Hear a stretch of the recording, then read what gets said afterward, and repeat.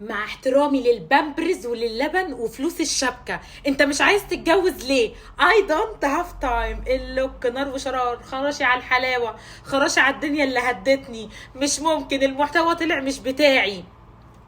مع احترامي لفلوس الشبكة وفلوس المدارس وفلوس الدروس، واحترامي بقى لكل حاجة بتتعمل في الجواز، انت برضو مش عايز تتجوز ليه؟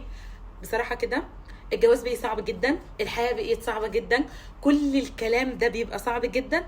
بس كون ان انا هتجوز النهاردة البني ادم اللي انا بحبه، او هبقى موجودة في الدنيا دي مع شخص انا عايزاه، فكل ده هيخليني ان انا استعد، ان انا اجهز، ان انا اجيب، ان انا اعمل، ان انا مع احترامي للمصاريف اللي انت داخل عليها، مع احترامي للقاعه وللفستان والفوتو سيشن والفوتوغرافر، مع احترامي للاكسسوارز وللعفش وللجهاز وللدنيا كلها.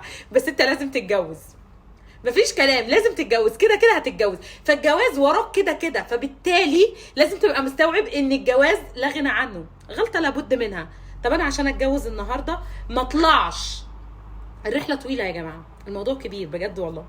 النهارده ما اطلعش من البيت لاني انا ماشيه دايما بمبدا مليون خطوبه تتفسخ، جوازه واحده تبوظ لا، مرفوضه عندي. في المحتوى وفي اي مكان انا دايما بقول اتغط بمليون مره بس ما تطلقليش مره.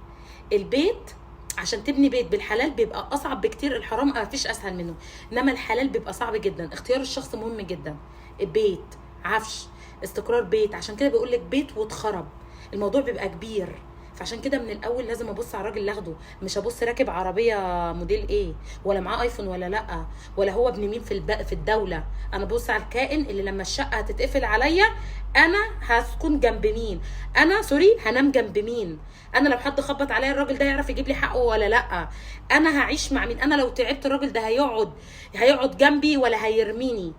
البني ادم، البني ادم هو البيت، البني ادم هو الجواز، الراجل اللي هتختاريه هو اللي هتكملي بيه. عشان الطلاق متعب مرهق، مش عايزين نوصل للمراحل دي، خراب. فمن الاول اختار الشخص اللي انا هكمل معاه.